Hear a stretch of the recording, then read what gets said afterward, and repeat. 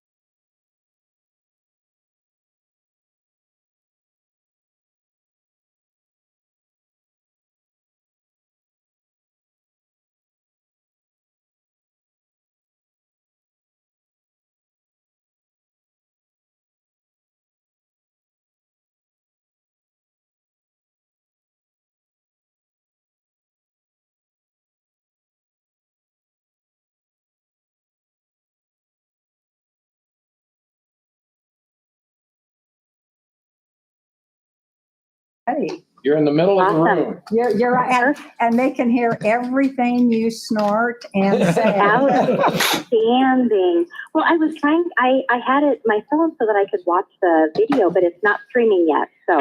I need to update the link. I can't do it from this computer. So once the meeting gets started, I'm gonna go update the link for my desk.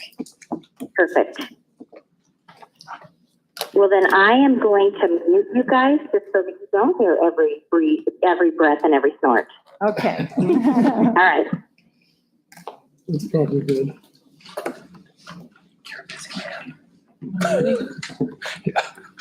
Today. All right,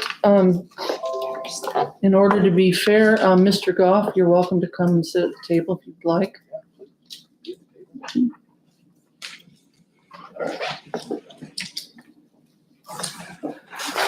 Okay. Welcome, everyone. This is the joint special session with Payette River Technical Academy and Emmett School District. Calling the meeting to order. We do have a quorum. If you can stand for a pledge of allegiance, please.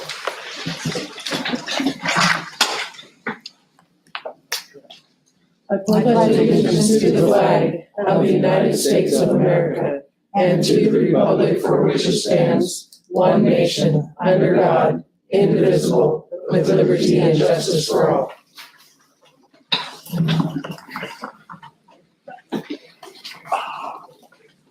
Okay, moving on.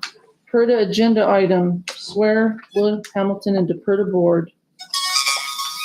So, Bill, if you wouldn't mind using your right arm. I do solemnly swear I do solemnly swear that I will support and defend the Constitution of the United States that I will support and defend the Constitution of the United States and the Constitution of the State of Idaho, and the Constitution of the State of Idaho, and that I will faithfully discharge the duties of the school board director of Payette River Technical Academy according to the best of my abilities. and I will faithfully discharge the duties of school board trustee of the Payette River Technical Academy, more or less. According to the According to the best of my to ability. the best of my ability. Thank you. So help me God. Okay, thank you. Yeah, like a tattoo. Tractor. Short and sweet. All right. Is she still there? Are you still on? Michelle? Get twice the Uh-oh, price. she muted. Okay, I gotta call her back. Actually, Michelle? I think she's.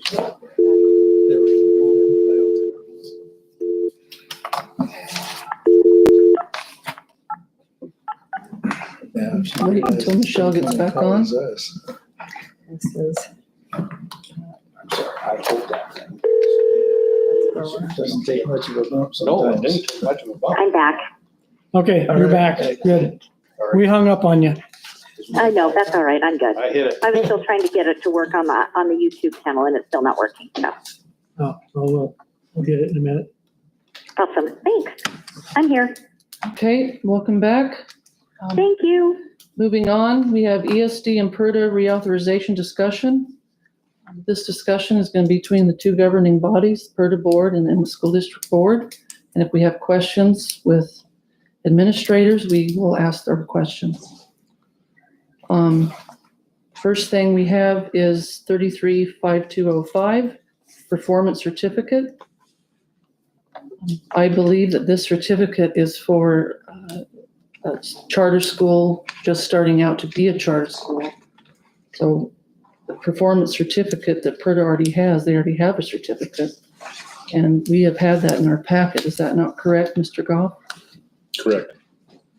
Okay, and what's the title of that certificate, the code? The one that we're going by right now Yes. is 33-5209B, charter renewals.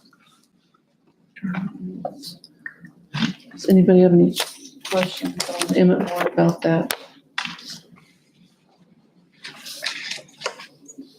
Okay. Next, we have PRRTA Performance Certificate Agreement revised. We had met with PRRTA. We met with PRRTA. They were not given an application from them at school district. So they came up with a packet that was given to us at the January board meeting. Then we had a joint meeting last month at the ag room. And we went over the piece and then we had some changes that needed to be made and Pat made the changes. I emailed those to Mr. Rush along with the board. And then Mr. Rush, was there a couple of items that needed to be changed and then you had those changed and then you sent it back to Pat? Yeah, so I have copies of that. These are red line copies so that you can, it's not printed in red, but you can see the crossouts in the. Maybe. And this one actually didn't have any changes to it. There were just some errors in it that we needed to clean up before we signed. And I think, Pat, when you were copying it, the errors were just, it looked They like, already got a full copy of that with the changes. The only one that I didn't catch was the EDS versus ESD, but it's in the beginning of the packet that I handed out. okay, All the dates and everything were there. okay, so this is the same one. It's going to be the same. And then, And could somebody, since I'm not there, could somebody scan that in and email it to me, please? Since It's, Since Heather I- said that it's loaded into board book. Michelle? does she have access? All she has to do is go to Okay. our school board's page on our school district website and then yeah, if look you could for, email it to me, that would be dreamy. I will do that, Okay. Michelle. I have It's Michelle copies. Chadwick at PRRTA.com. This is TJ. I'll scan them and send them to you. Thank you, TJ. I appreciate it. Welcome. Just on my phone, I think. Do we need to pass these out too? The framework? Yeah. That is one. Okay. Okay, Okay, does anybody on Emmett School District Board have questions regards to the changes? This, is this change agreeable to both parties? I guess is the question I've got. You mean in the performance certificate? Yeah. Okay, as I understand, this performance certificate is for a school that's fresh and they want to become a charter school. So this is what they need to go by to get their certificate. So this really doesn't have anything to do with anything we're doing? I don't Madam believe Chairman, so. that's not true. You must have a performance certificate in place to operate as a charter. And when we reauthorize the charter, they have to have a performance certificate. The law allows us to approve the renewal, and 75 days after that, you can finish the performance certificate. And then we have to submit that to the state. Pat, do you agree with that? So, no, I don't. We actually talked to our council, and being that the charter school performance certificate was already there because of the prior date. And the date was it was August 2014, so the performance certificate was already established. This is the change to get us up to date to this performance certificate, which means we are renewing our charter at this point in time, which means that we would go by 33-5209B charter renewals, which then would be in accordance with the November 15th, December 15th, March 15th dates. Does that answer your question, Bill? Go ahead. Yes, Mr. Payne? So we're updating the original charter school performance certificate, mostly by dates and who signs them more than anything else. So I think the question is still valid. Do we agree with the changes? And yeah, there are changes in dates. All the changes have been made. And well, there's a couple other changes, but ESD instead of EDS, and but it's pretty much the same thing. And then we have different people who would sign it. So, And the only change from the original also is the original only had the two chairman of the board signing.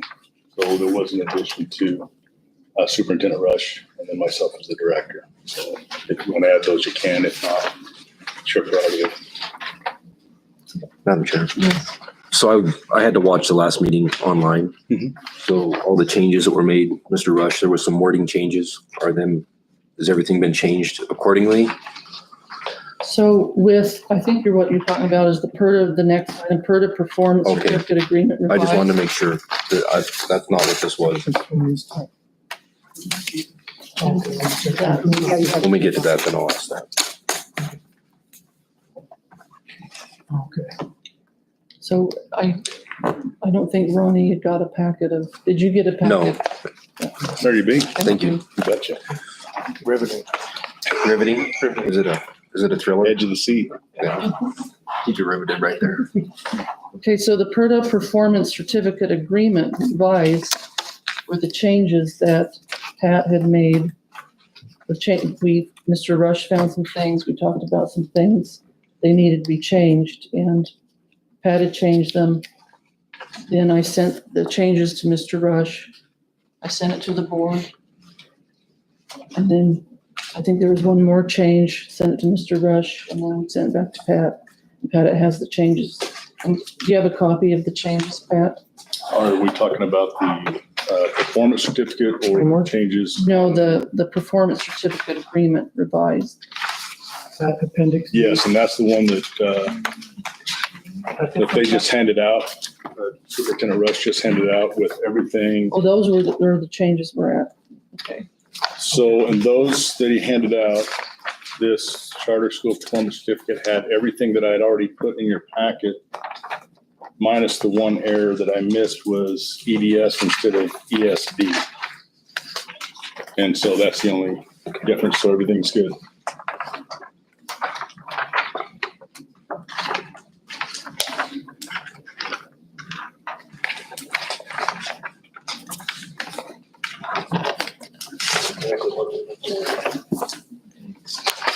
I got this one. Yep. Could you show me that?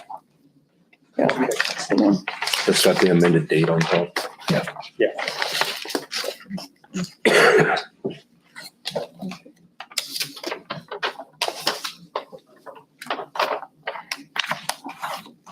you have any questions on that?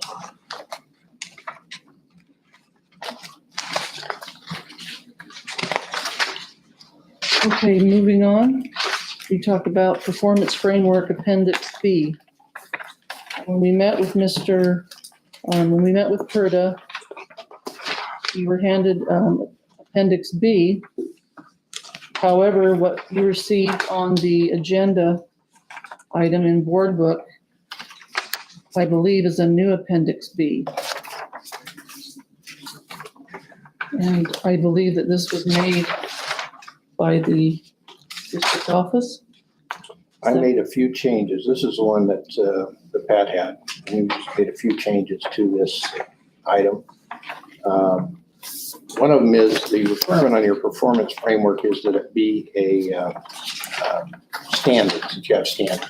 Absolutely. And so end of course assessment, I added a standard and you guys can change it any way you want. I just figured some way we had to have something in there that said, here's a standard as opposed to we're just going to monitor it. So, but if you don't like the 70/70, do something different, that's fine.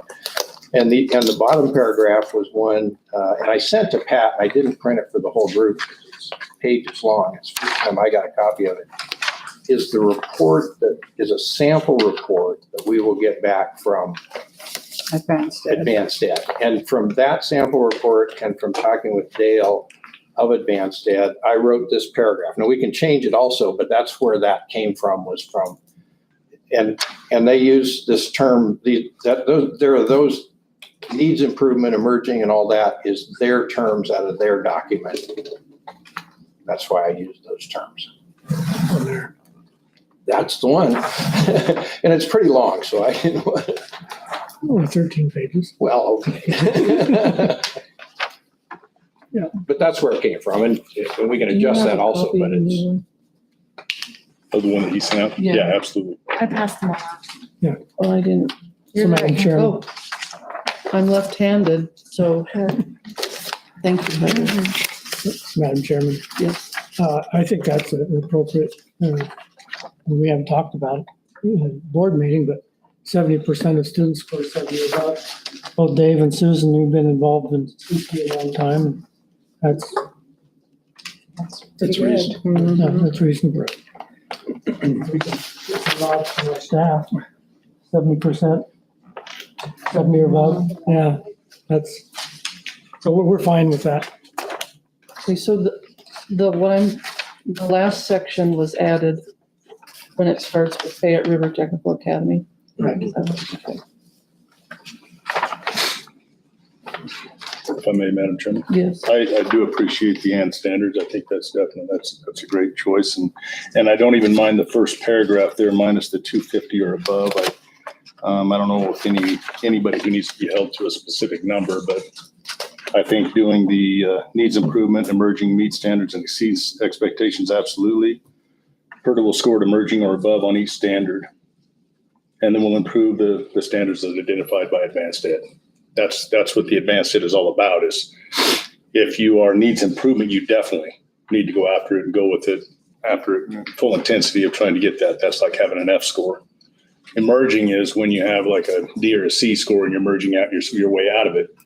And they're there to help. They're not there to say, gotcha. Now you're back in the, AYP jail. It's nothing like that. It's there to accreditate you and then make sure you're improving every year. Nobody's going to be perfect. There's no way. There's no teacher that's perfect and there's no school that's perfect. And then the only thing, but I like the wording on it. I appreciate it. I really do, Mr. Rush. I think that's great. And then the last part is, you didn't have to do that. Continuous improvement that results in success for all learners is the goal for PRRTA and independent school district EISD. Any professional relationship like the one between PRRTA and EISD must collaborate, share information, and work together in all aspects operation of PRRTA. I think that one just doesn't set. We could stricken this. I know we're working together, we're collaborating, but the all aspects just didn't set good. So But that's just my take on it. I think that first paragraph sends it home perfect, hits the home run. The only thing is I would change the 250 or above. That's just my input. So, Madam Chairman, the number 250, so you know from advanced ed, a 277 is the average score from advanced ed for all their. Absolutely. So, and and I'm probably wrong on this number, you may know, I think it's a 233 or so where they put you on. And improvement really needs to And there's some term I don't remember, but you're in trouble, need to do some work. You're not fully accredited, I think, at that point. There's an improvement plan that's required. By the state and advanced ed, yes, absolutely. At 233, I think is where that was. That's why, 250 was a number. Dale, I said, what's a good number? He said 250. And I'd love to hold every. I don't know if that's the right number or not, but that's where we got it. And I'd love to hold every single school and district to that number, just to see. I mean, and then everybody has to, meet those performance standards too. But that was just my take on it. I just don't like to see hard and fast numbers. Do I think we're going to meet and beat that? Absolutely. I don't think there's a doubt in my mind, but. So, Madam Chairman, I'm not sure. It's on, I don't know. There's four areas. Total score 400 or, Yes. so, No, it's not. if the language says, needs improvement, emerging, meets standards, exceeds expectations, Purdue will score at emerging. So that's the second to lowest category, or above on each standard with overall score of 250.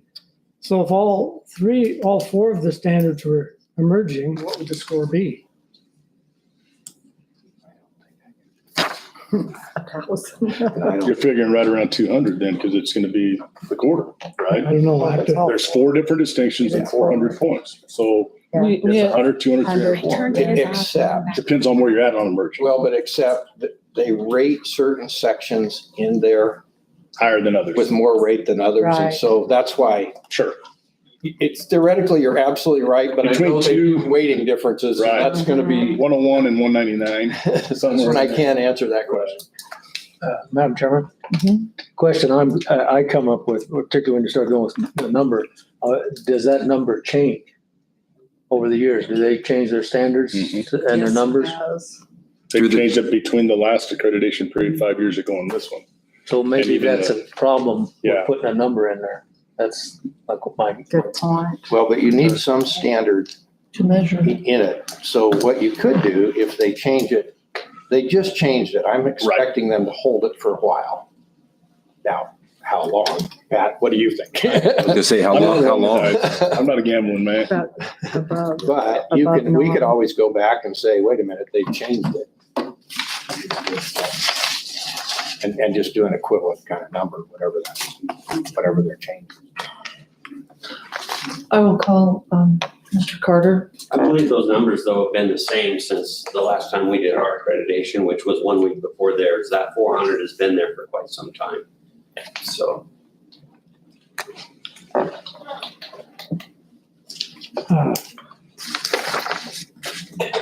I don't particularly have a problem with that number. I don't know if it's necessary because you're saying the same thing twice. Needs to be emerging or above. I think we're whatever you'd like to see. I think it makes a lot of difference on this particular one. You have any comments, Susan or Dave or?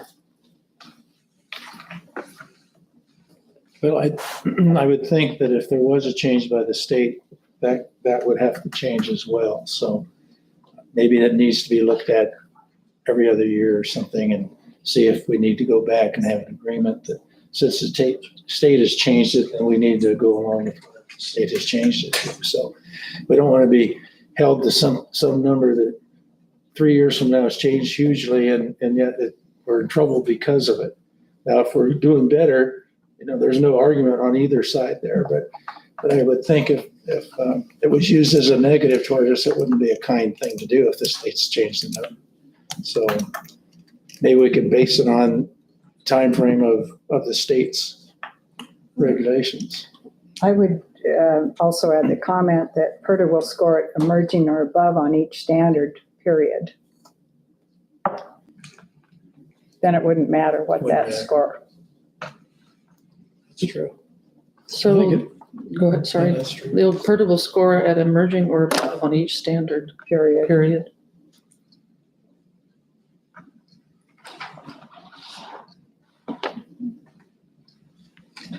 School District Board, do you have any questions on that? Comments? I've got no heartburn either way. That's nice. Yeah, good. Yeah. You gave it to If me. it stays that way, then I'm with you on that. I will say, if you're emerging or above on each standard, you're in trouble from an accreditation system. That's, you're at a 200, you're below that 233 threshold. You're on, I don't know what, there's a term. I'll call it probation, but that's not the term. So they're Madam Chair, Yes. Mr. Rush, so you recommend that paragraph stay the same? either way, I agree with you. I Yeah. think it's Yeah, it's almost redundant. Redundant? I think you said redundant. I think it's almost redundant. It's, Okay, and if I can ask the same, Madam Chair, of Mr. Goff? Yeah, I mean, either way, and I respect what Mr. Rush is saying as far as, you know, the emergency, and if you're below the 233 or whatever that threshold is, absolutely. I've just never, I don't expect to ever be there. So if it happens, it happens. Hopefully. But this is the great thing about it is that now that we're collaborating, any changes within advanced ed numbers or whatever, we can make a change on the fly. That's what's so nice about having a meeting once a quarter is we have a working document that we can work as long as everybody's with it. And I don't mind changing rules in the middle of a game as long as it's close to the same rules.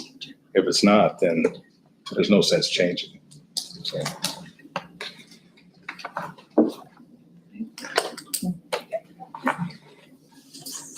Where's your heartburn face? I've got none. I'm good. Yeah. What about the second paragraph? Second paragraph, I think all aspects of operation is a little broad. First sentence is fine. Share information, work together. In all operations, for example, you're not really interested in who we hire for teachers. And so there's some things I think all is a little inclusive. What about just, Madam Chairman? Mhm. What about just removing in all aspects and putting the You know, And work together in the operation, in the operation? oh, And work together with I think with work together with. PRRTA, the would almost imply the same thing, so I would say with. because operation could entail everything. Cradle to grave. Just, you're suggesting that amend it by striking in all aspects together, in all aspects operation of, and change that to work together with. Work together with PRRTA. may I suggest another one? How about putting a period at I agree. together? I agree. There you go. Very good. Susan and I are thinking. That's right, very good. I mean, Yeah. shorter. We're getting in the weeds. Yep. I agree with that. All right. And Yeah, I know. just I was to be gonna, clear, on the first paragraph, are we leaving it the way it is, or are we taking it out? pardon? Or are we gonna do, PRRTA will score at emerging or above on each standard, period? Madam Chair, I think there's been agreement between Mr. Rush and Mr. Goff, and the board's asked the opinion of both. I'm comfortable with it, as is, Mr. Chair, as is. as is. So with the 250. Okay. You need a motion? No. Makes that easier. Okay. All right, moving on. So how's it, before we move on, how's the second paragraph going to read then? Strike that. So the end of it. Work together. Madam Chair, Yes. point of clarification. Mr. Weeks, The suggestion was, and perhaps the boards need to approve of that together, but the suggestion was there would be a period at the end of work together period. Everybody clear? All right.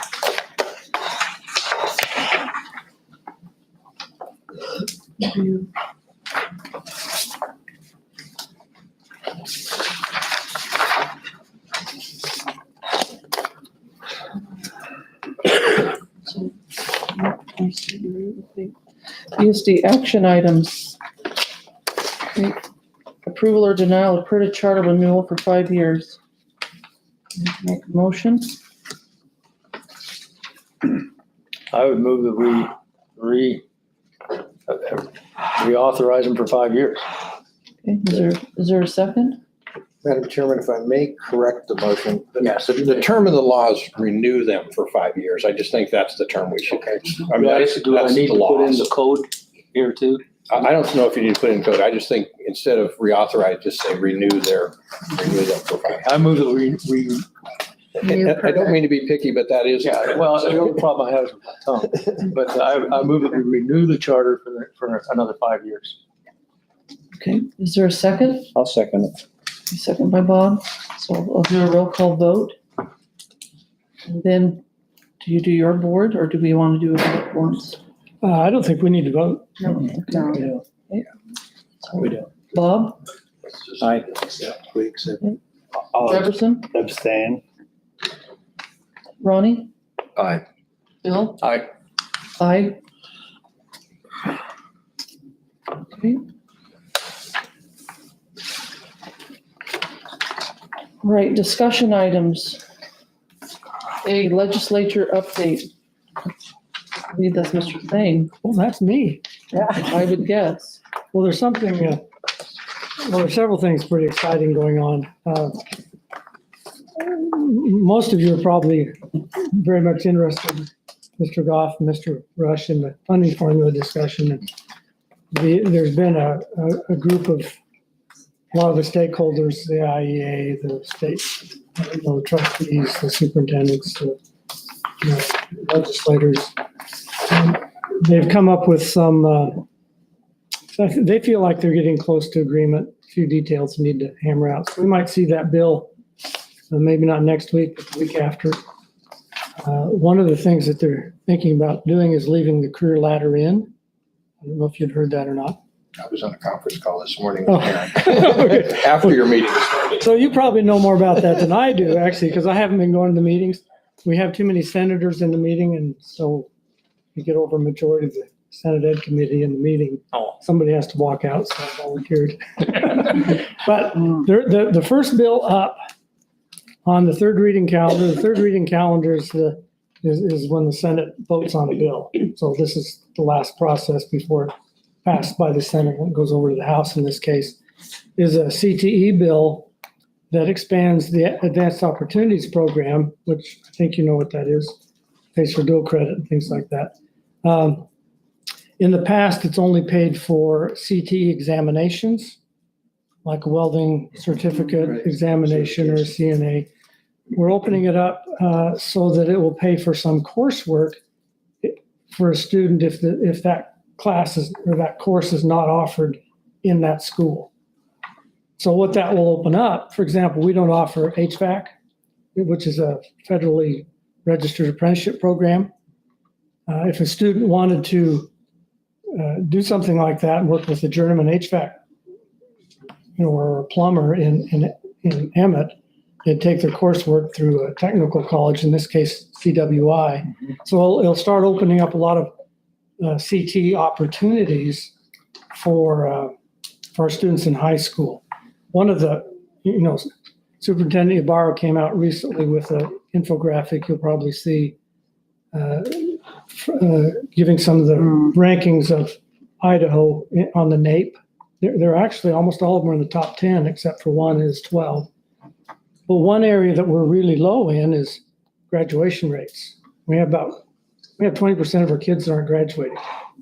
And I'm hoping that making these CT classes more available might encourage some kids to stay in high school longer and actually leave with some marketable skill.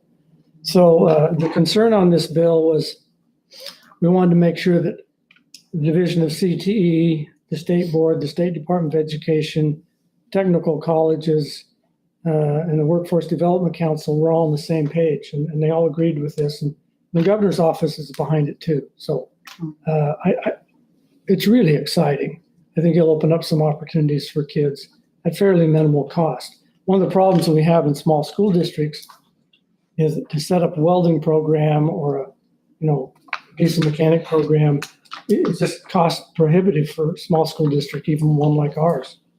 And rather than set those programs up, because they're already set up at the technical colleges, we're just going to make it so those kids can access those courses, and we don't have to have all those upfront costs.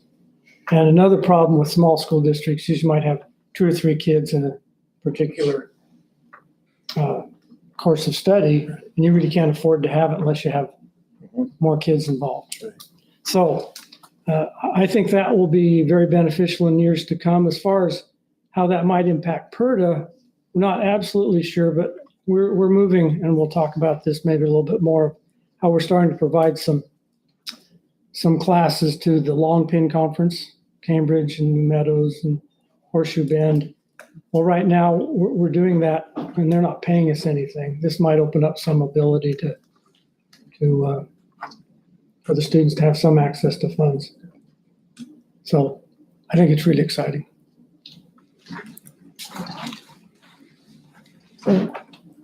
Thank you for your report. Mr. Chair, if I could add to that, because I was over at the Senate when the bill was introduced, and the testimony was just, it almost made you cry, the different testimonies. It was pretty impactful, not only from the universities, the community college.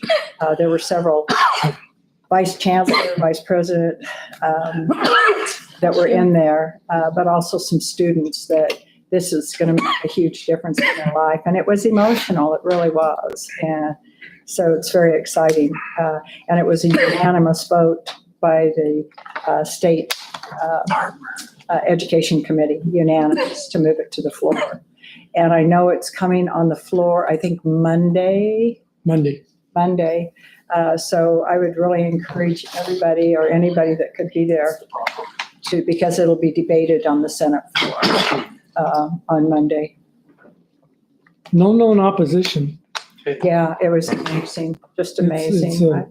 Usually in education, when you go into those, would you say aye to that? Yeah.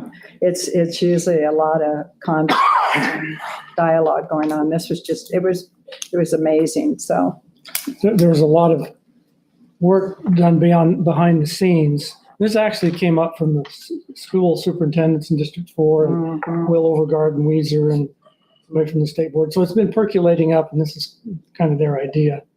And it's been fun. We'll see how it turns out, but so far so good. Madam Chairman, my comment on that, a lot of our people in our community, and Wayne and I have been supporting this about trying to get apprenticeship programs here. And that kind of opens our door up to that kind of thing, electrical, plumbing, sheet metal, all those activities that we've never helped our community with. And I had some gentleman come up to me and he said, I would really like to take a welding class. I said, well, I think we can do that. If we have enough people, 10 or more, we can do some evening things with adults. And I really think we need to help our community with that. Some of the people that may have been out of work for a long time with the mill, retrain them and give them some wealth again as far as being able to have an income. So we're looking forward to working with all of you about that. I think our adult community needs just as much as our kids do, but our kids are number one, our priority. But if we can share that with others, I think that's even more valuable. Of course, the bill I'm talking about is it for students? The students, right. Yeah.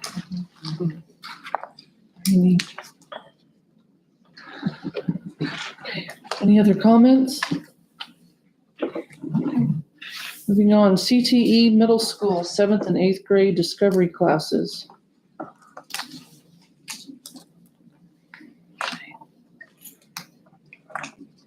Well, I'll start the discussion. Okay. CT is, I think the state legislature and a lot of us recognize that CT is really important.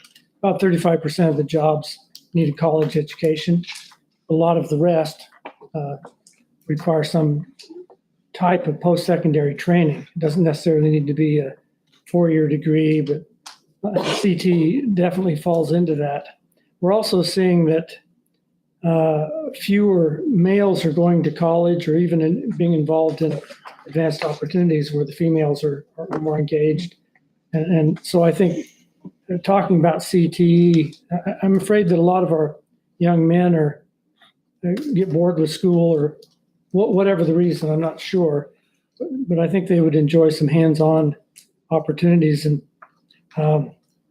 if they can start seeing what some opportunities are out there, I think they might get excited about staying in high school and actually seeing that there's a course of study that leads to an industry certification. I think it will help them in their to graduate from high school.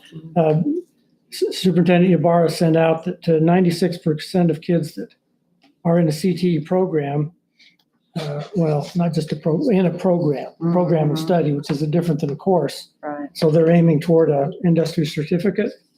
And 96% of them graduate from high school, which is much higher than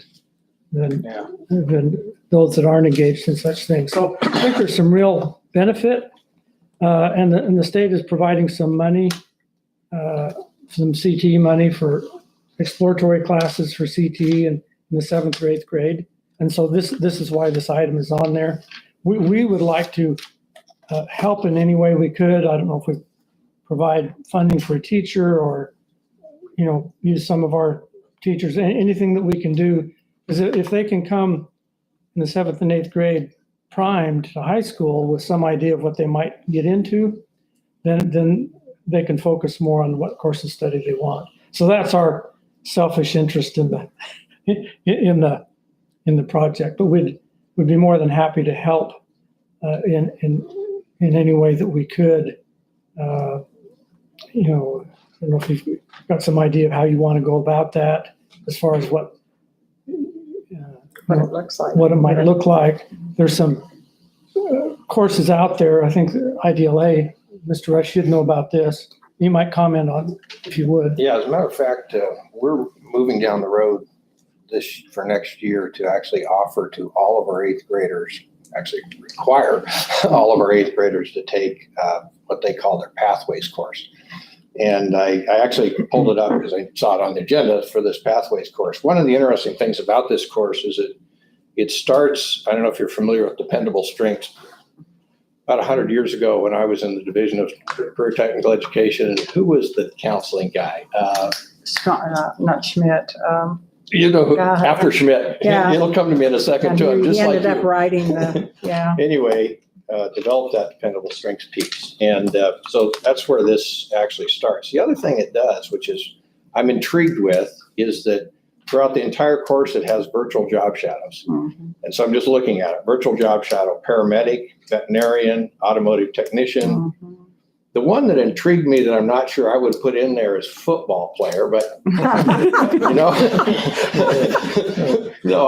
that's the only one that in my brain that they're trial lawyer, maybe trial lawyer shouldn't be there. Or else right next to orthopedic surgeon, yeah. Front desk reservations director for other places, elementary teacher. I mean, there's a lot of really good ones. The football player was one that I thought, and maybe it's fun just to put it in there and let it be as a part of it for kids. I mean, We changed it to sports, what was it in Boise called? Sports broadcast. Sports broadcast. Yeah. That would probably be Yeah, better. that was would be sports really broadcast, and we got a lot of students then. Yeah. So But anyway, it's actually, you do these virtual things and then you do things you're going through, like, who am I? It's part of it. Where am I going? And then the last Did an amazing job. piece is you develop a 4-year plan. Yeah, and it's sign up for amazing. courses It's and- amazing. And that's where, then deciding. let me ask a question. Mr. Rush, is that an IDLA course? That's an IDLA course. So it's a virtual course? Yeah. And so what they'll do for us is create a special sections for us. And it costs us $30 a student for 200 students. That's $6,000. 30 times 200, somebody quick. $9,000. And and then have a paraprofessional there. We'll probably shorten the course a little bit, and we were talking about doing things like on Friday, bringing in somebody from the community to talk about their careers, those types of things. So it's not just online, that we can add some other pieces to it as we go through it. And honestly, with a paraprofessional and what they'll charge us, we can put this on for about half what we can hire a teacher for 200, because that's basically a full-time teacher, 200 students for the year. Madam Chair? Mhm. Chairman, is there a possibility that we could provide them with a teacher? Well, if they need it, we certainly could. I mean, it's in our best interest to have kids. If we provided them with a certified teacher that could also work with this program. I'm very familiar with what Mr. Rush is talking about, and it is very successful. And it really enhances core subjects. Students start realizing how important English is, how important their history is, mathematics. It's very exciting. And where you want to get them is at the middle school, because once they're past the middle school, you lose them. So, Madam Chairman, the state is making money available, but I can't tell you the process. Do we apply for that, or? It's how is not that available working? for this next year. So there's this plan they have over the next, originally it was a 5-year plan. I don't know what year we're into, but they haven't put any money into it yet. I don't expect money for another years. So But we can apply for it. So if we were to offer it, would that mess it up for applying for that? I think what we ought to do is You two Pat sit and the rest down. of us sit down as we get a little further into this and just say, what do we need and what would be best to do that. I don't think it messed up to apply for. I mean, that's, Right. No, I think so. But you never Yeah. know, right? I don't. You think already so. have it, so why are you asking? Well, Right. So Madam Chair, I'm not so sure we're ready to offer a certified instructor, but let's talk about that at our next meeting. But we'd certainly, if there's some need, Does it need? help financially in some way to defer for some of those costs. and we haven't done enough planning to be able to say yes on that. I mean, I'm not Yeah. saying no, we're just. Right. Honestly, we're nice thing about Dean Montoya is director of curriculum that does this type of work. So she's helping us make sure we've got the right modules put together for how we want to do the course right now. So that's kind of the mess we're in. It's just going to take some work done. So the offer's on the table when you get further down the road. We'll work with Madam you. Chair. Yes. That's Oh, really yeah, go ahead, Pat. the main reason why, I brought this up, talked to our board about this, we have the ability to go 7 through 12, and there is going to be some Carl Perkins funding that is available that we can go down to the middle school. And I know I've talked to Steve Rayborn or Dwight Johnson, and they are looking at probably not this year, not next year, but probably the year after that. Is there going to be CT funding for that? The biggest thing that we are, and I've already talked to Mr. Carter about this, is there's 4 periods that every teacher has for PRRTA now, because they have 1 prep. So out of the 5 periods, they get 4. And then we do a freshman wheel, which basically that gives them 3 periods that they have to cover all their other courses to get everybody to the capstone, as well as if they can be in one of those periods. So one of the biggest things was trying to move that freshman wheel discovery period down. So if the IDLA is good enough to be able to preempt that, then we could not, it would take the place of that freshman wheel, so to speak, before they get into it. And it would have that availability for them to be able to get freshmen through the senior and give them a more opportunity to get to that capstone, if that makes sense, without having conflicting schedules with physics or trigonometry or chemistry or that. So that was the overall intention. We're going to continue to go with the freshman wheel this year, but hopefully we can have those discussions with Mr. Rush and move towards that. Maybe have the IDLA Discovery 7th grade, and maybe we provide a teacher for the 8th grade and we have an 8th grade wheel, possibilities of some sort. So just out of the box thinking. Madam Chairman? Yes, Michelle? So just for, I'm trying to remember, it seems like at your last meeting, as part of the levy discussion, that the teacher for IDLA was part of the levy. Was that, am I remembering that correctly? Yes. Okay, thank you. Madam Chairman, that wasn't a teacher for the IDLA, it was a paraprofessional clarification. Did she? Still a teacher. Did you hear that, Michelle? It was for a paraprofessional, not necessarily a certified teacher, Michelle. I think we lost her. Mhm. Well, she put herself on mute. Yeah. No, we lost her. Oh, we lost her? I can see here that it says turn on and that Oh. means it's no longer there. I didn't do it this time. though. I can't imagine that. Say something to her. Probably not have her answer. Well, I'll bet you, we- yeah. Good I'll bet point. you- Wait a minute, you told me that? So this is kind of exciting because it would free up our teachers to be able to take more students. Your call has been forwarded to an automated voice message. Oh, now she's mad. I'm not answering that company. Send her- Mr. Carter. We've already been working on a plan to offer them more classes and still be able to possibly keep the wheel too and make some adjustments to that, so. I think the video is great, but I also think some of the hands-on stuff that they can get in the wheel is critical too. It's easy to watch a video, I'm back, sorry. maybe not quite Is it- understand it completely, so. I'm gonna hang up and call one more time. Something didn't work.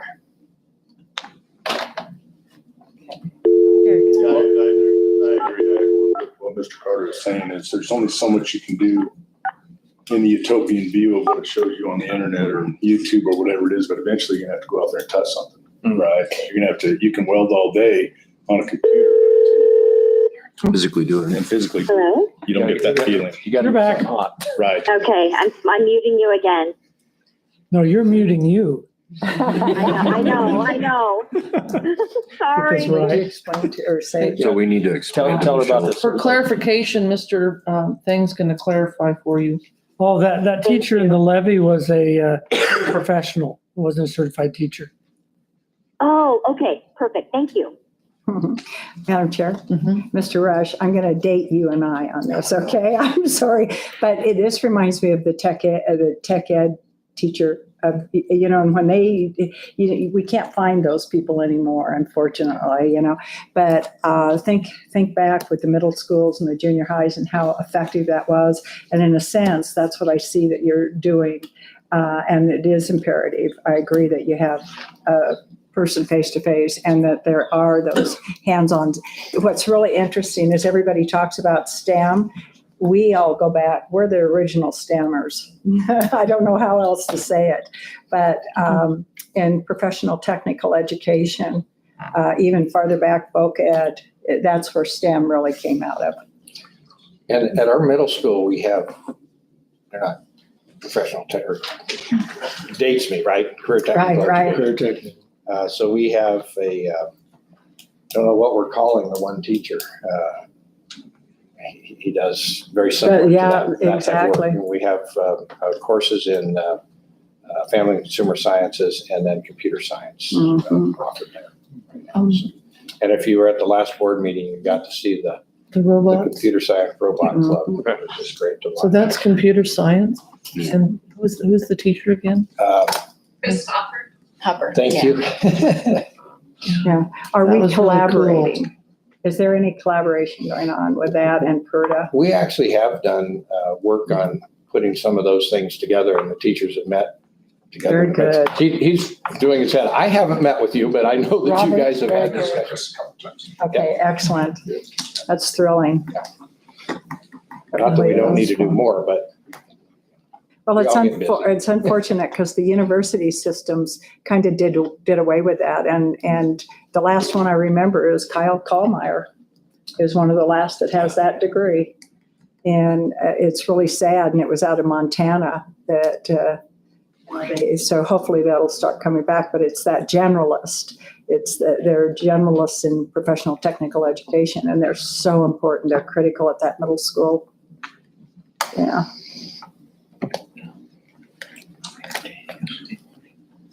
Any other comments? Madam Chair. Mr. Carter, so how do you propose we keep that wheel and implement all this?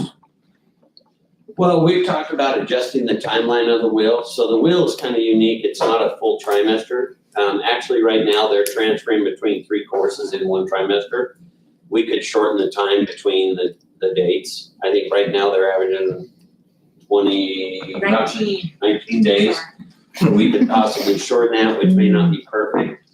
But we just went through accreditation the 13th and 14th. And one of the things that they came back and talked to us about was the feedback from our parents when they met was how much they liked the wheel, and the kids talked about the wheel. So it's something I hate to see us lose completely. I understand, giving these teachers more periods, but I'd like to look at some options other than just moving it completely to the 7th and 8th grade. I'll be honest, Mr. Weeks, I fought to keep a junior high here for many years. And one of the reasons was because of the programs, the CTE programs that we had as a junior high. And you can see I lost that. But I just, like I said, putting a kid in a class and a computer is great, and they can do a lot with that. But sometimes getting that hands-on, I use dad and daughters all the time. I can show my daughters how to change a tire, but until they get down there on that wrench and have to figure out how to get that plug nut loose, it's a whole nother story. So. Thank you.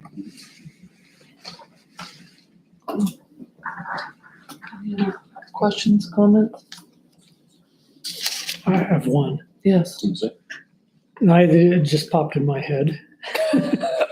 Well, it can be dangerous, can't it? Okay. In this exploratory, we got to make sure people have, maybe should throw music in there too. I don't know how much music we have, but I know in some parts of the state we're cutting back a lot on our music. Are you music teachers? Is that what you're talking about? Well, no, I'm talking about, if you want hands-on, it's kind of fun to play a piano or something. Oh, I see what you're saying. Random thought. Don't need to pay too much attention to it, but We have a music teacher at 2 elementary schools, a music teacher at middle school, high school. We've had to cut back some on those, what we used to have, I will admit, but still. That's good. I'm kind of with you. I'm a little ornery on that. We ought to keep music and drama. We have drama at the. That's your But hand. those programs are growing. They're starting, you can see a growth pattern starting again. I think we've got a phenomenal band teacher who's really, I think if you've been to one of our games, you've heard the band. And as a matter of fact, we just were honored. Our band is going over to play for Eastern Washington at the NCAA tournament because they're not bringing their band. So they're paying a portion of our kids to come over and play for Eastern Washington. wow. There are many, many studies on how music, it awakens the brain for mathematics and all the other things that we want to learn. It's astounding. I've seen it over and over again. It's right on target. You just started. Sorry. Yeah, Pat. I'd just like to, echo like what Mr. Weeks was asking. The question is, we wouldn't be getting rid of the wheel, so to speak. We'd just be moving it down 1 year if that's the case. And so I thought it was great collaboration we had. I wanted it during advisory, but we didn't get that, so we had to take 1 period away. So we took 2nd period away from that, but it's kind of a double-edged sword because once you take it away, then you don't have as many completers on the other end, but yet you have more kids in your classes because now they know exactly what they want to do and they're not jumping from path to path, if that makes sense. So it wouldn't be getting rid of the wheel completely. It would just be moving it back in, just for clarification. So. See what we missed out on? I wish we had that when we were in school. Okay, moving on. Semester versus trimester. So we don't need to have a long discussion on this. We just want to bring to the attention of the board that we're having more collaboration between different schools. We're working with, CWI and different colleges and things. And a trimester that add some added complexity in trying to collaborate with other providers of educational services. It's just something that we might spend more time on sometime, but we're just letting you know that it'd be easier for our programming, especially working with other school districts, if And colleges. and colleges, semesters are easier. That's about all we have to say, unless you want to have a big discussion on this. I did, I think. I do have a question if I could first. So semester is, maybe Mr. Carter could answer. If you go through a semester, it's from what date to what date? Because I just know there's two of them, because that's what I did. Well, and you're actually asking me kind of a question. Lately, some of the districts in the area are actually changing their semester dates, and their second semester is longer because they're having their finals before Christmas. So they go Okay. into, instead of coming back from Christmas break and then Then trying to starting a new. have a week and Okay. then finals. So they're, most of them are starting to end at the Christmas break and then start up the second semester when you come back. So then with trimesters, how does the three So go? this year, we roughly ended around November 15th with the first trimester. We start into the second trimester. We'll end the second trimester next week or finals. And then the week after that, we will start the third trimester. Okay, thank you.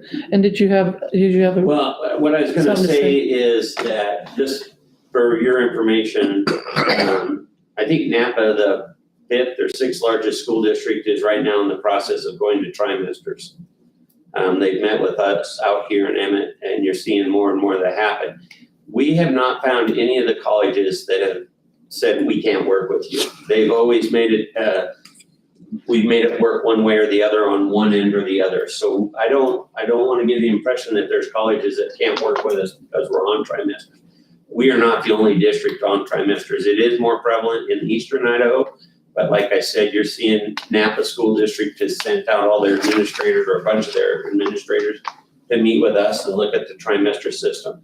They are technically right now debating whether to go to a 5-period day or a 6-period trimester. So but they are going to trimesters. So you're seeing more and more of it coming. I've another question. How many credits can you earn more through the trimester system versus the semester? Well, so our kids can earn 17 credits in a year. So 15 of those in regular classes, and then 2 credits. Because of the advisory period, they can earn 2 credits there time-wise. So 17 in a year. So technically, my students, if they really wanted to and they built their schedule in the correct way, they could graduate at the end of their junior year. And the reason for that is dual credit. We want them taking as many dual credit courses. And so if you look at, I think the board, we've reported to the board, but some of you are new. Every year, we've increased the number of dual credits that our students have earned. Last year, we were at about 1,800 dual credits. I can't remember the amount of money that was saved by parents, but it ended up averaging that almost every senior was between 5 and 6 dual credits that they earned at a no cost to the family because of the state. And I'm going to say it wrong, Mr. Thane, advanced opportunities. That's right. See what we have? You might have him explain, we went through about 1.5 years research to move to trimesters. You might have him explain some of the advantages of why. Madam Chair, I would like that posed. I'd like to know the benefits to both. Okay. Yeah. So, one of the concerns that we had was on a semester, a 7-period day semester, we had no advisory, but our courses were 48 minutes long. And there was just issues. It's hard to do a culinary class in 48 minutes. It's hard to get into welding. It's hard to get something tortilla and auto. And so we started looking at different types of schedules. And I'm going to say right now, there is no perfect schedule. So any schedule, it just depends on what you need and what you did. So at the time, I took the proposal and I brought it to Mr. Rush, myself, and Mr. Hyde. And we wanted to look at some different things. And over about a year and a half, we looked at what we call an AB schedule, meaning you go every other day, but longer classes. We looked at a modified schedule where maybe you have all 7 periods this day, and then this day you maybe only have 4 periods, and this day you have the other 3 periods, and then in this day you go back to all 7 periods. That sounds confusing. We looked at all different kinds of things. We went and visited several different schools. We incorporated surveys with our staff, with the teachers. We sent teachers out to different areas to look at them. And the one that came back to us is that, one, it gave more time to, I'm going to say, the CTE teachers, which was a benefit to them. 2 trimesters, my core teachers could see their kids every day. On an AB block, I have a kid for math on Monday, and I don't see him again until Wednesday. And there was concerns about having not seeing them every day. So that kind of trimesters met that criteria. The other thing with trimesters is it opens more opportunities for kids to get into other courses. So when you're on a semester, every year I have mom and dads or kids come in and say, I want to take this course. Well, unfortunately, because you're also in advanced world history, and they're at the same time. So when I build my schedule, and I didn't last year because we're getting more computerized where the computer's doing a lot of it for us. But at one time I had what we called 51 singletons. So 51 classes that we offered maybe one time, maybe 2 at the most. For the whole entire year? Yes. So spread that over 15 periods. You could see we doubled up on a lot of them. So then we have to really break down and, okay, if we're going to offer music, then we know a lot of our music kids are in the advanced math. We can't have the advanced math in that same period and so forth.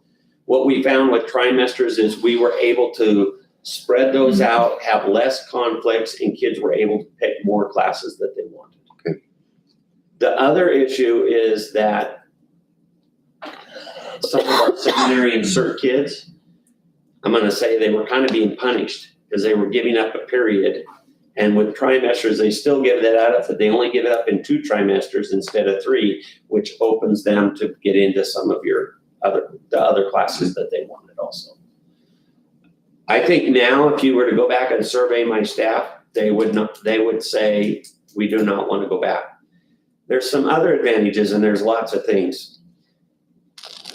If a kid failed a class on a semester and it was a certain class, I didn't offer that class for another year. So now you have, for example, a kid that maybe failed 9th grade English. He's in 10th grade English and repeating 9th grade English. On a trimester, almost in every case, we can put them right in the next trimester, right back into that course and help them be successful and get them past and keep them on track for graduation. I know that Mr. Thane talked about graduation, and the state is about an 80% average, I think is, I'm proud to say that our graduation rate has stayed very high, 95% just about every year, and as high as I think almost 98% one year. I want to talk though, because I want you to understand graduation. Johnny starts with me his freshman year, and then his family moves. I am held accountable for that young man. So I have to track where he went and make sure he graduated on time, even though I didn't have him for 3 of those 4 years. So when we talk about graduation rates, it's very difficult for schools. There's a point where we are calling all over the countryside looking for kids, trying to find and stuff. So to keep your graduation rates in the 90s is very difficult, and I'm very proud of that. And trimesters have helped us do that. So Students, 5 periods instead of 7. yeah. Teachers, 4 periods. If you watch the news, what's one of the things that you hear on the news all the time about education is schools are doing away with homework. Well, the same concept. Instead of kids going into finals week next week with 7 classes, they're going in with 5 classes. So we were reducing the number. We were allowing the teachers time to have extra time with their kids in class. We have about 70% of our parents work over the hill. So a kid goes home and needs help with math, and they may not have a parent there. Or because the level of math continues to rise, a lot of parents couldn't help.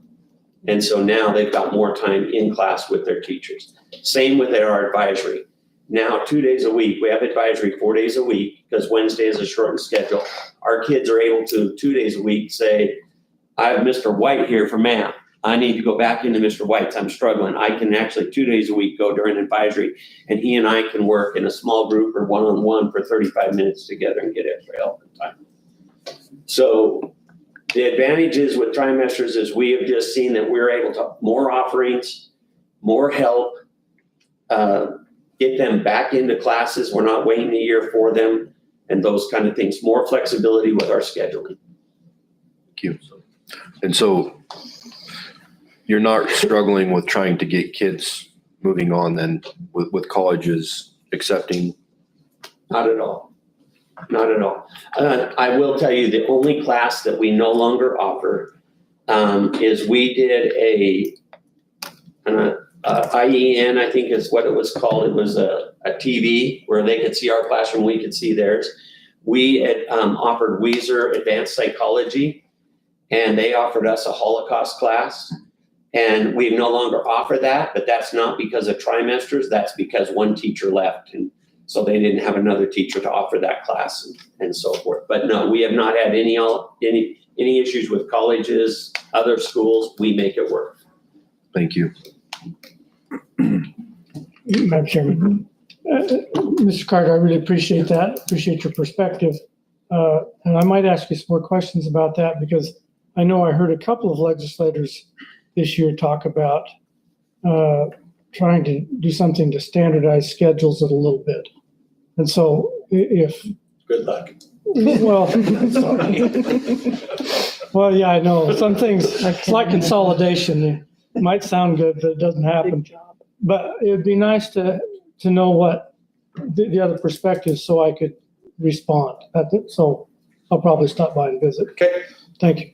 And one of the other things we do find also is when a kid transfers from a semester to a trimester system, there's actually an advantage coming into the system because we get to start twice or 3 times a year, but really in the middle of the year, 2 times a year, as opposed to one start. So sometimes you're kind of letting a kid tread water for a while because they're coming in the middle of whatever it is. So there isn't as much time before they get to start the beginning of the course. So sometimes that's been helpful to us. It's a challenge when the kids transfer in the middle of the semester. Sure it is. That's not easy. Any comments? Well, my thoughts, is the same. I've been pretty vocal with Mr. Carter. He and I agree to disagree on a lot of stuff, but it's for conducive for career tech, an AB schedule Monday through Thursday with blocks and then skinnies. So math is going to meet every day and English is going to meet every day. And you take a freshman math and a freshman English makes up one period for somebody else who wants it, science, who might have an experiment or going out to engineering and not having to miss 5 minutes at the beginning and 5 minutes at the end. And then you have less time doing your stuff. They actually have a full 2 hours to do it. So there's a whole slew of different ways to do scheduling, like Mr. Carter has stated. I just keep bringing it up because I would like to see actually more time, block time, if people would like it. If they don't, then you can always take half of a block. And that's what you consider a skinny. And then that way everybody has it every day.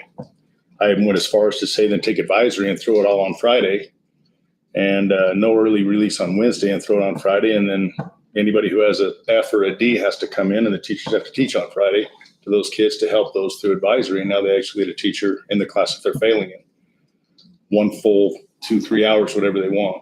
So just thinking outside of the box. No. Are we still working with colleges? Absolutely. Does something have to give on both sides? Absolutely. But can it be done? Every day. We're working with the trimester system now and producing classes for Horseshoe Bend on a semester and council on a semester. You do what you do. You're a professional. I get it. Would it be easier to go on a semester versus semester? Absolutely. Do I know of kids that have moved in I know of 2 kids that moved in from Garden Valley that lost credit, moving in from a semester into a trimester. So do they have more opportunities to make that up in a trimester? Absolutely. Possibly, depending on where they sit and where they're at. So I just wanted to bring it up for a discussion instead of just saying we should never look at it. We're trimesters, that's the way it is. To be able to just think outside of the box and come up with all different looks and feels of everything. So it's conducive for both. So, And Emmett High School did try a modified block like Mr. Goff at one time. They did try that. That was under Mr. Horning and switched after one. Switched One after semester, trying that. one semester? Switched back. Madam Chairman, I just think that it sounds like the conversation's going out what's best for the kids. Mhm. I think that's where we're all coming from. Mhm. And as long as we still collaborate and have this conversation, that's what we're trying to have each joint meeting. So I applaud everybody for their ideas. It's nice to hear them. Many things to think about. Does anybody have anything else to say about semesters or just trimesters?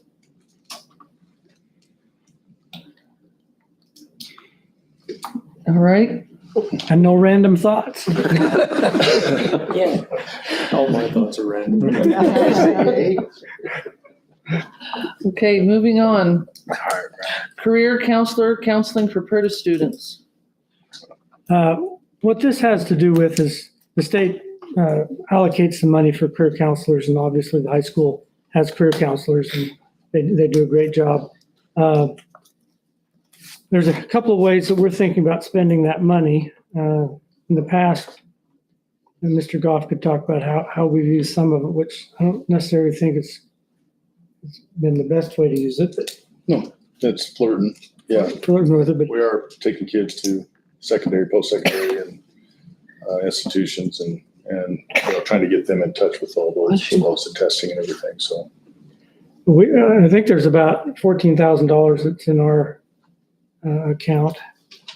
And so there's a couple ways that we could use it. One is to supplement, what's going on at the high school. The other that personally I'm leaning toward is having a part-time counselor at PRRTA because CT is a different emphasis than academic. And I could see that counselor working not only with PRRTA students on what some of the CT opportunities they have, but also advocate a little bit for some of our teachers and some of their unique challenges. And I was just wondering what you might think of, if we went that route of having a part-time career counselor at PRRTA that would work with the high school and the students that come to the PRRTA classes. Did I explain that? mm-hmm. Absolutely. Madam Chairman, if I might ask, right now, what your students are doing is going over to the high school to be counseled. Is that what you're suggesting that's happened now? What's going on now? Yeah, that's, in my understanding, that's what's going on is the high school is providing the counseling for, of course, they're our students, they're all the same students. Yeah, right. But Mr. Carter, you might, or Mr. Goff.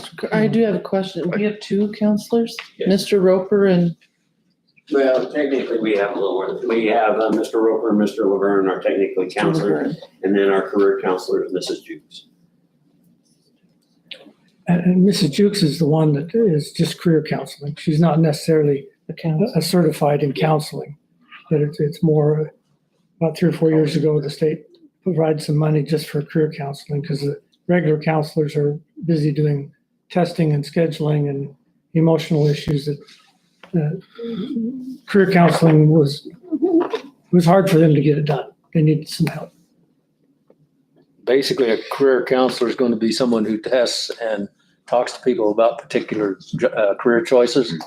Career choices, how you apply for college. Mrs. Jukes does a lot of FAFSA forums, but it talks to students about what they gives them direction on what classes they should take and how they can accomplish their career goals. So we're trying to create with the freshman wheel and different things, this exploratory, some curiosity on the part of students. Then the counselor can come in and say a couple of things. One is, what is it you want to do? And the other is, you've got $4,125. How do you want to use it? That usually gets the discussion started. But we're looking at having a part-time counselor that could work with the students and our, the Purdue students when they come to Purdue classes on some more CTE pathways and how they could pursue that. Some of the options available to them, either workforce development or CTE programs at different community colleges or throughout the state, or even apprenticeships, a focus on that specifically. Because I don't fault the counselors at the high school for not knowing everything about CTE. There's just too much to know everything. And so that's what we're thinking. And I guess if we went that route, I'm just wondering How it could be integrated. how it could be integrated into your. Madam Chair, Mhm. I would like that answer too. Are they going to be able to coincide with each other? If we do that? Yeah, I'm not worried about that. I think it would be nice if we had another person that maybe could do more focus on the internships, the apprenticeships, There you go. the lineman school, those kind of things. When we survey kids as freshmen and we ask how many are going to college, every hand goes up. But we know over time, kids start changing ideas and as they go through the CTE courses. So you bet Mrs. Jukes is actually taking on 2 jobs because we used to have the Gear Up grant, which we ended up getting it again, but it starts in the 7th grade, so it'll be to us here in a couple of years. But so she's taking on 2, but yeah, I'm sure she would be able to, would love to have more help and support. Basically what I think we needed to know is Mhm. if we went that route, how we could integrate it. So appreciate that. Great. Yes, Chairman, Jim. I have a comment. Spent 22 years at college and I was the head of the technical division. Within that, we had 4 counselors at CSI. One of them was paid out of my budget. And he was very specific about all of the technical programs. The other 3 were versed in our technical programs and they had to counsel students that way.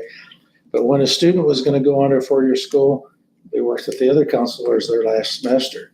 But during the time they were in there about credits and what they needed to do, that one person was very familiar with all of my technical programs, get an answer right away. If I sent them to another counselor, it was vague about what they should do or not do. So having the advantage of having the expertise of a technical person in there that knows technical programs is really an advantage, and they can all work together. I mean, it wasn't them and us when we were there. So it's very valuable to have expertises in both areas. And I'm assuming too that a counselor like that would still know how to transfer to a 4-year school. I mean, that wasn't an issue, but having the specific information about programs and the knowledge at hand is very valuable. And I think for us to offer that half is nothing but good for the students. So I can see us all winning from that kids have a better chance of understanding technical and academic side of the education process. So it's a good thing. Mr. Carter? I can tell you too, Mr. Weeks, that even like Boise State and stuff now, when we send a group of kids over to Boise State, their technical programs are making huge presentations to our kids to make sure kids understand that they're offering those programs as much as a 4-year degree. So, excuse me. So those schools are really pushing those technical programs too.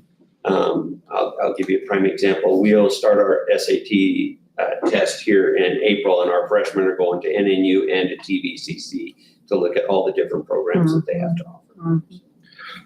I completely understand. That's what Audrey's doing. Yeah. So I understand. I just want to ask the questions. Yeah, the 4-year universities are making a huge push for those type programs to be within their systems also. Madam Chair? Mhm.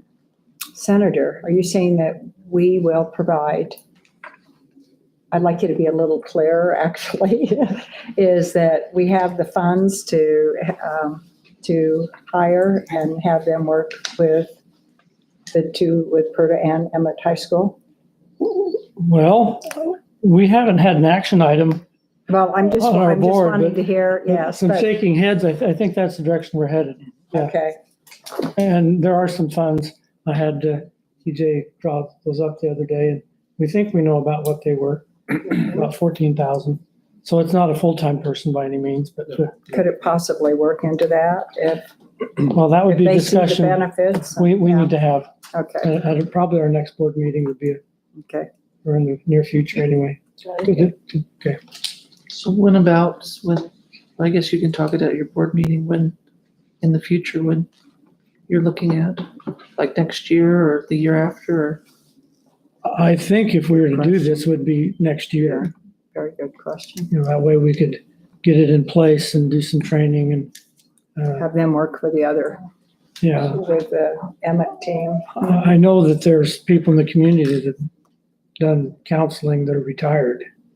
So somebody like that might be, of course, you'd open it up and see who shows up. But I think that we really have some competent people in this community that are retired. That are also counselors? Mhm. Okay. They kind of hide from us, but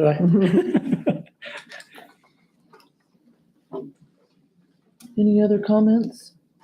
Madam Chair, I would just echo the sentiment, and I appreciate Mr. Carter weighing in on that in concurrence from the boots on the ground standpoint, because if there's basically a point of reference or the accountability there with the part-time counselor in total collaboration with Mrs. Jukes and Mr. Roper, that kind of situation, then I think it creates a better direct line of communication and of course, layout and outlook than, if it's a little bit more muddled. Not saying that it is, but I just see that as a more efficient line of career guidance possibly. So I appreciate the fact that we all agree that more counseling is a good thing.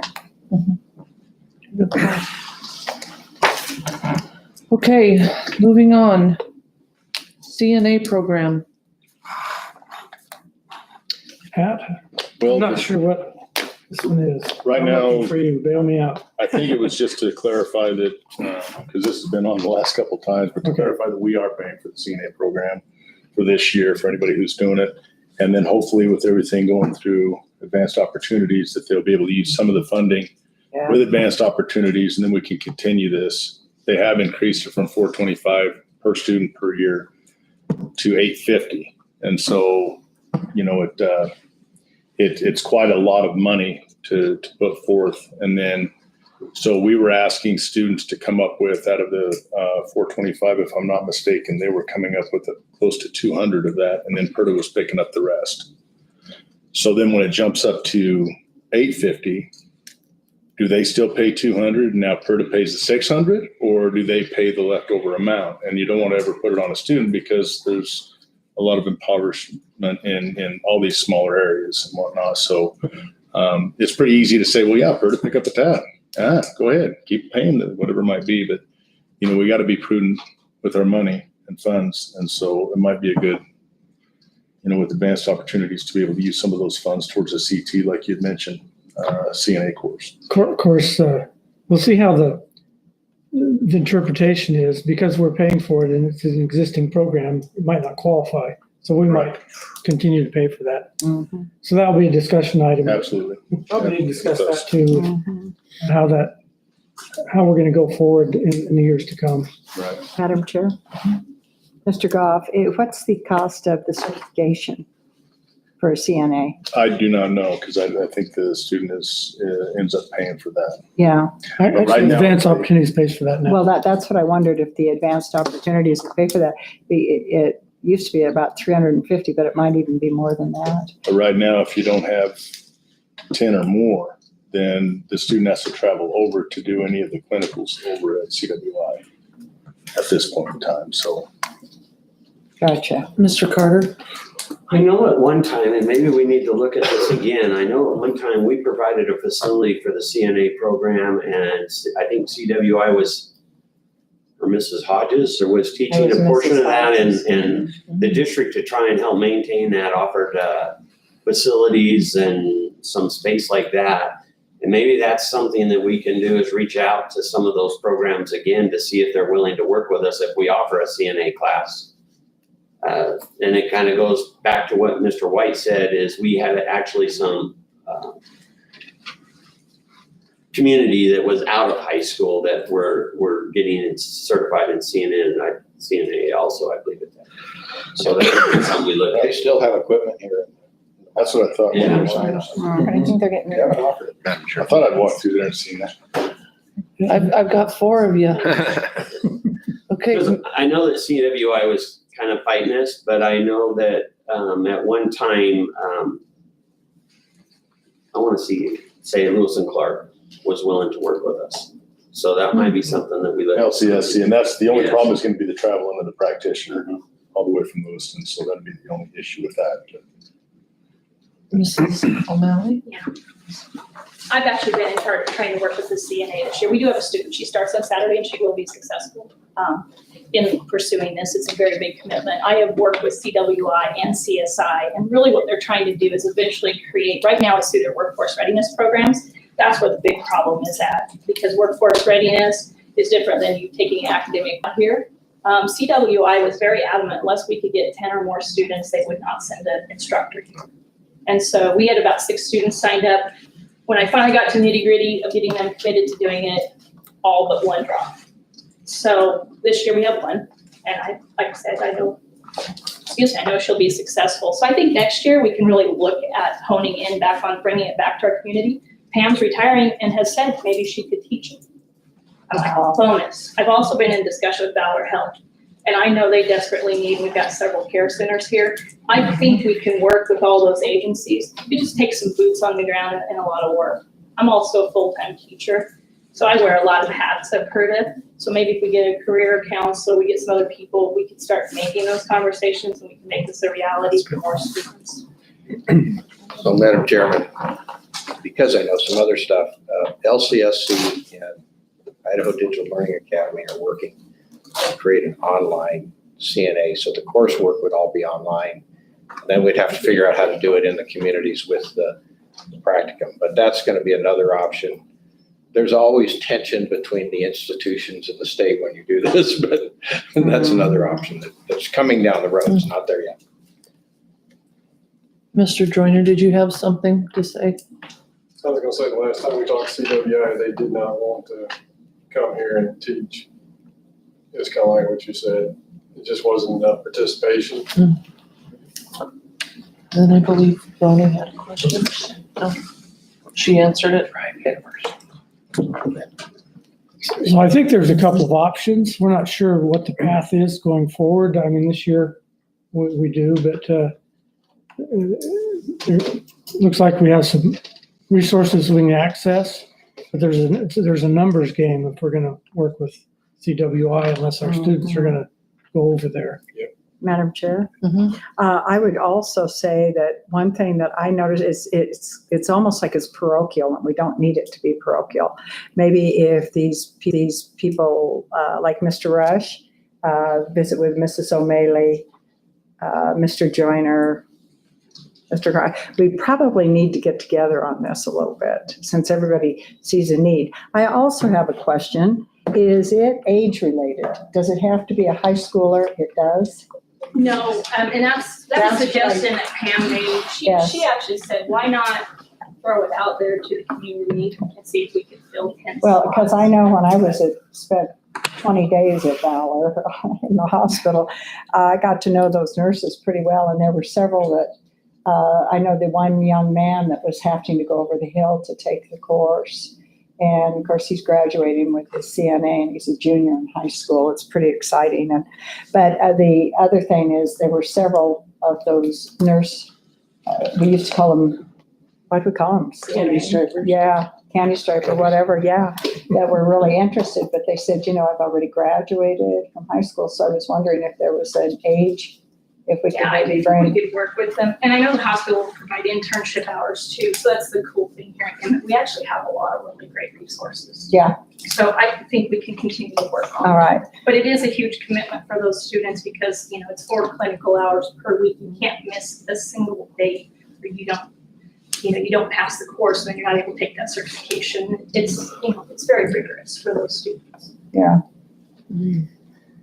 Well, I appreciate what you all do, and I'd just like to see you all get together, maybe, and combine your vision. Madam Chairman, This has been very fascinating to me. There's a lot of aspects of this. I'm not sure what the next step is With the CNA. with the CNA. Yeah, I would strongly suggest. We need, oh, No, I was talking to her. Yeah. I would Okay, good. strongly- Yeah. You two get together. Yeah. Okay, we're gonna get a, That's what you need to do. So this is the Yeah. one thing that, if you remember, when we had this discussion probably 4 or 5 months ago, the school out of Cottonwood was providing CNA courses to Salmon, and that got shut down. There was no more funding from Yeah, I CTS heard funding that.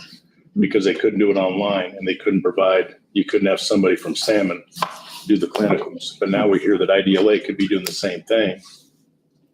So that's going to be an area of contention. I know Cottonwood's probably going to be pretty involved with that. They are very involved with this.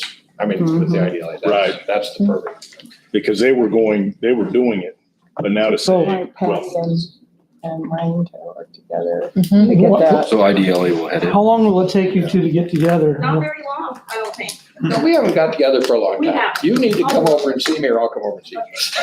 Okay, why don't you put it on our agenda next week? Yeah, Report that'd from be great. Mr. Maley. Madam Chairman, I Yes. have one question is, can we reach out to He knows. Ed and Yeah. Weezer and some of these other areas to draw students in also for this CNA program?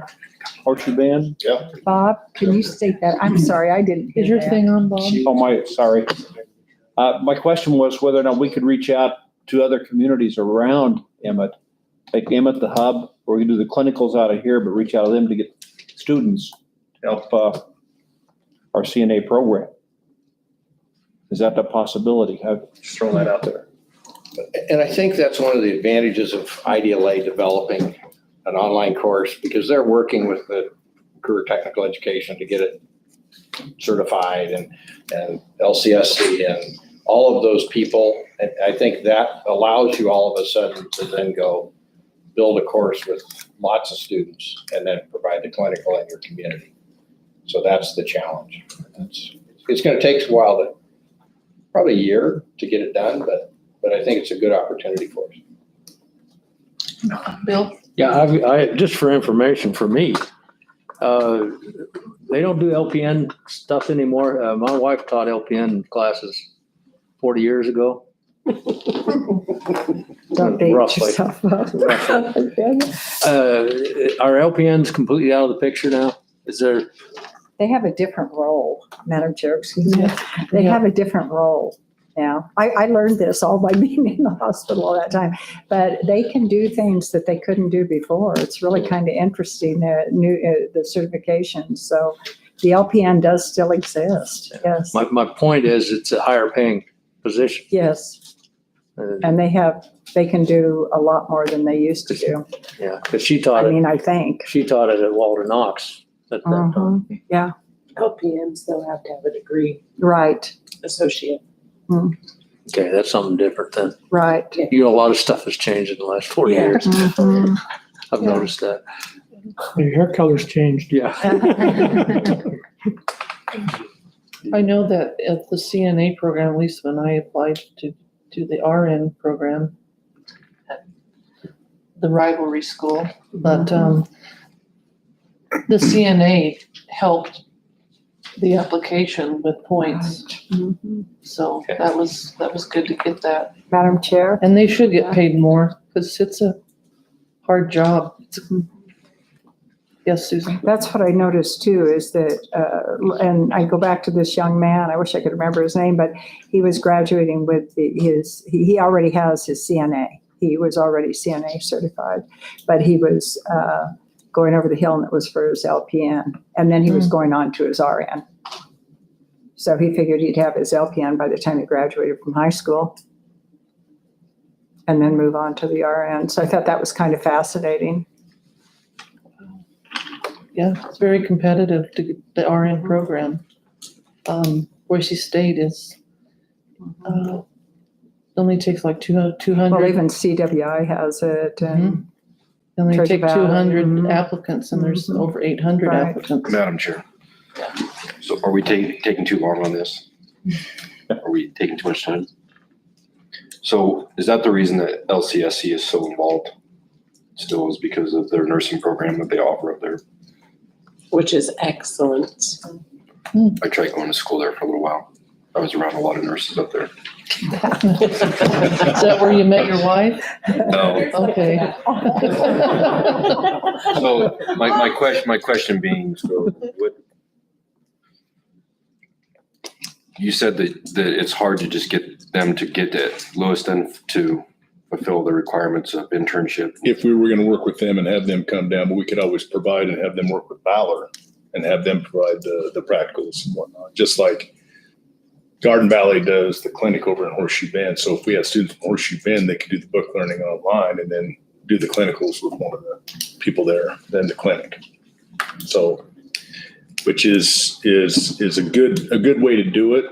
When we went in to talk to the Department of CT, they said, no, the person who's teaching the class has to be there.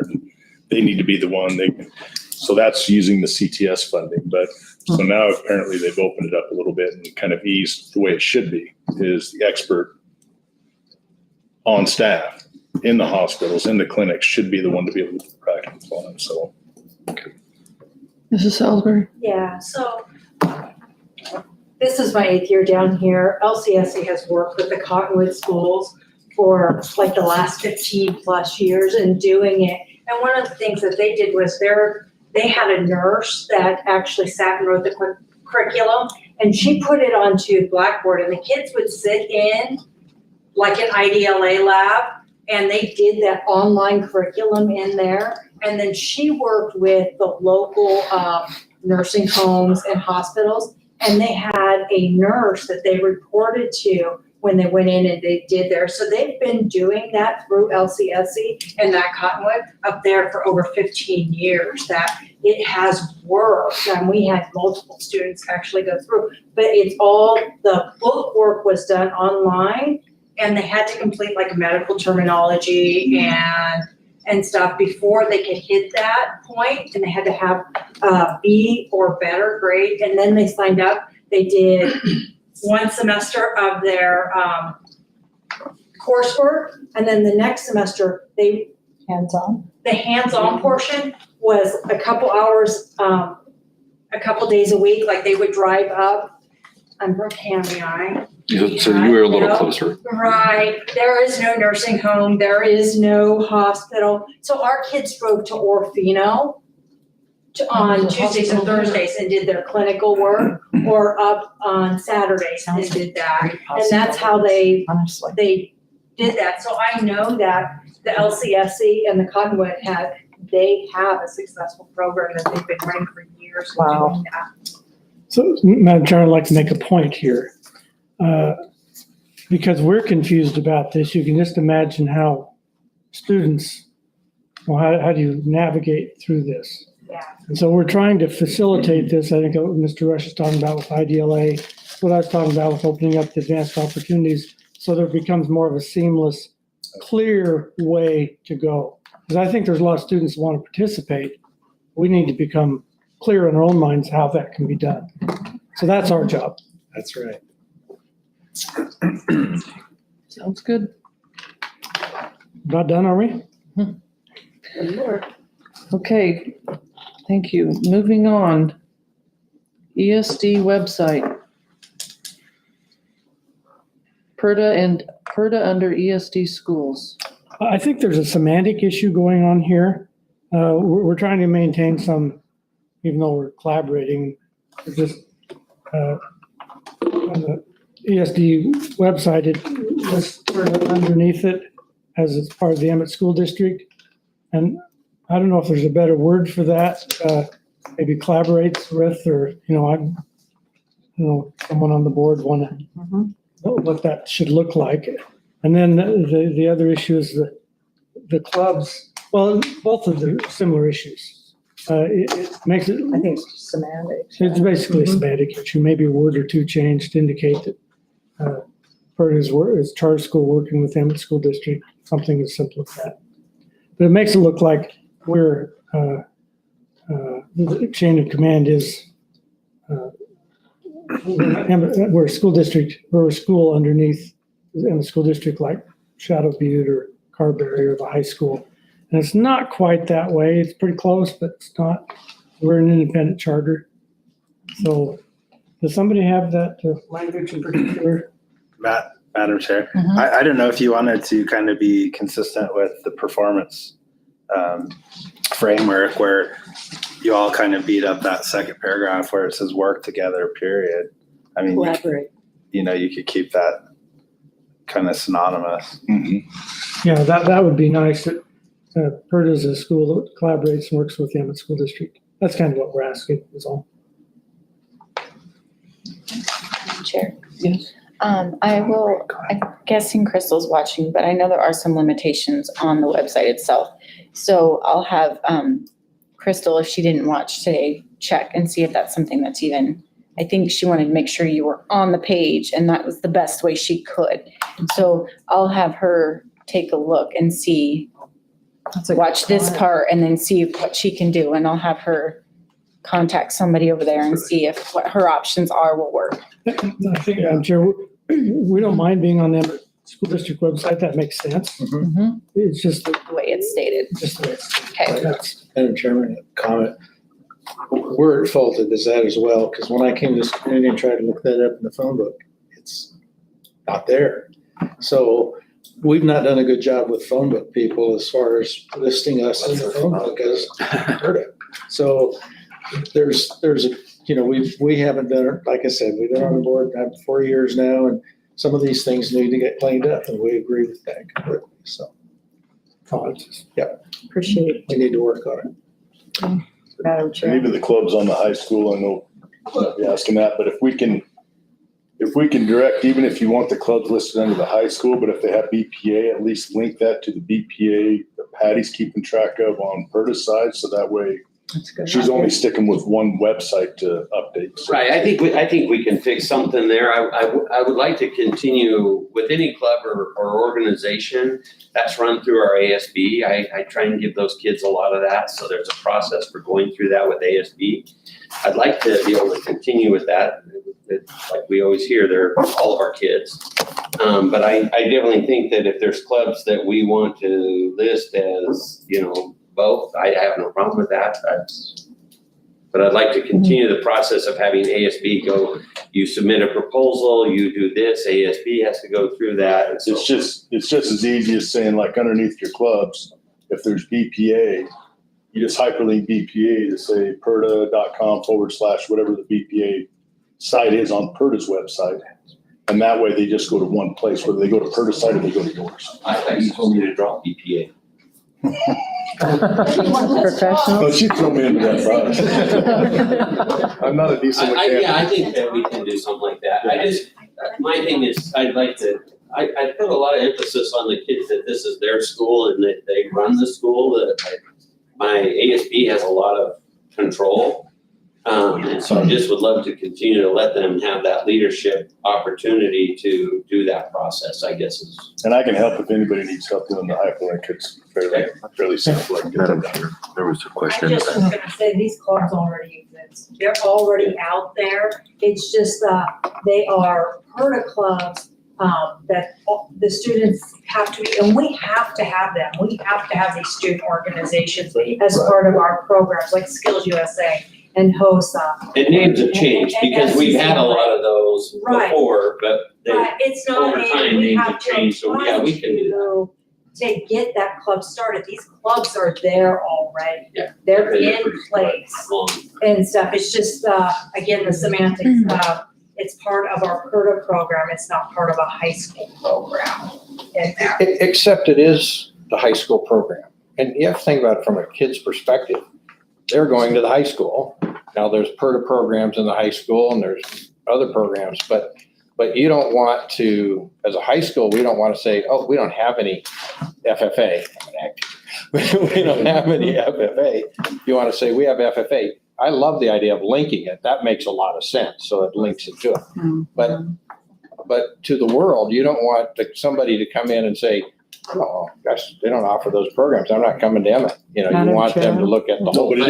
it is still together. considered the PRRTA Right. PRRTA student organization. Oh, absolutely. I'm not saying that. Yeah, I just think it's semantics. Yeah. And if the link is there, The so links that they know, really- yeah, I think that's all that needs to be done. And I might add just something, and that is, in preparing for this bill that will be running on Monday, Debbie Kirchfield, the State Board of Education, said that one of the matrix for quality schools is offering CT classes and apprenticeships. That's one of the things that the State Board of Education is going to start rating schools on. So it's important that Emmett School District That were linked. can claim these in some fashion. Have to be. Because we want people to come to this community to know that the Emmett School District is in collaboration with these programs, even though PRRTA might be taking the lead on them. We don't want to make it look like the Emmett School District has nothing to do with them. So I understand the sensitivity there. That's, you got it perfect. Yeah.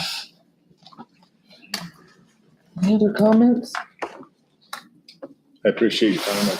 I think this is really helpful as far as having the joint meetings.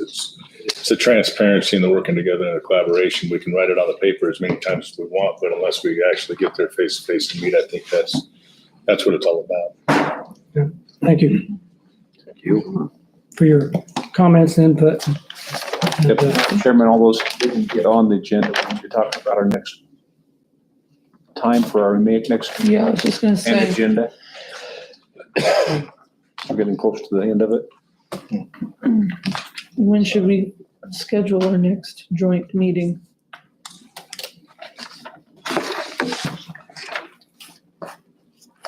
If we're trying to do them quarterly, May or June. May is really a tough month Yeah, for the school district. for the it school really district. is. I don't know if you want to meet in May. So June. April, end of April. Oh, yeah, April, that's true. I When's think spring break? Last week of March. March. So April, yeah, so April would probably be a good. either April or June, I think. April? You want to do April? June does not work for me. April, Well, that might be true. You work in the summertime, don't you? 19th. I'm not or the around in June. 26th. It's up to, 18th or the 26th. Okay. So now, since the legislature's gonna be done, you're back to your regular schedule? yeah, So we can do it on Friday, or we can do it any. Madam Chair, Trustee Jenkins proposed the 19th to the 26th of April. a Friday. I like the 19th. 19th is Good Friday. Well, it should be a good meeting. Well, some people have vacations. Church. I won't be here either one, so. So it doesn't work for you. That's okay. I don't need to do that. Does everyone here like Fridays? Yeah, Our I last do. two, Sorry. it's all right. I'd vote for the 26th if Michelle Chadwick says either I would works for her, too. 19th and 26th, so. 26, you saying? that's what I'm voting for, Does that but work for 26. you, That works for me. I vote 26th. Pat? Yeah, I can either one. Yeah, Good 26 with is you. Yeah. better for me. That's what I tell her all the time. I'm at your beck and So call. You know, is 4 o'clock? Yep. Mr. Rush, does that work for you? That's the live Yeah. calendar. same And place. you're saying 26th? Yes, district office is fine. Okay. 26 at 4 o'clock.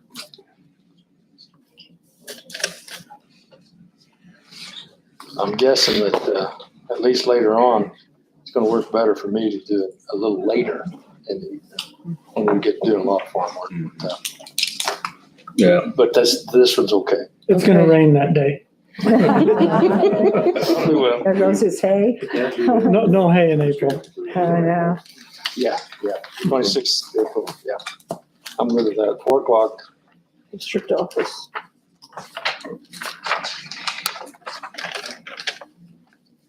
Is this one gonna be the district office or the? No, this District office. I think this works good. Okay. The ag building was a little bit. Well, stuffy. It worked. In mod 5 where there's no restrooms, I mean, that's an awesome. They don't break to use the restrooms here anyways. Yeah. Hardly ever do. in trouble because I drink the water that I go. We're talking here. Any other questions, comments? Madam Chair, I just really appreciate all the work that your janitor did. She's great. We love our new janitor. Yeah, all the work putting this together, that's incredible. Do we need to help remove them back? It's a nice sandbox. Very solid plan. Well, thank you all for the meeting. Yeah, Appreciate it. very good. Thank you. I move we adjourn. Is there a second? I second. All those in favor say aye. Aye. Thank you. Thank you. Having so much fun, you want to keep. Who said nay?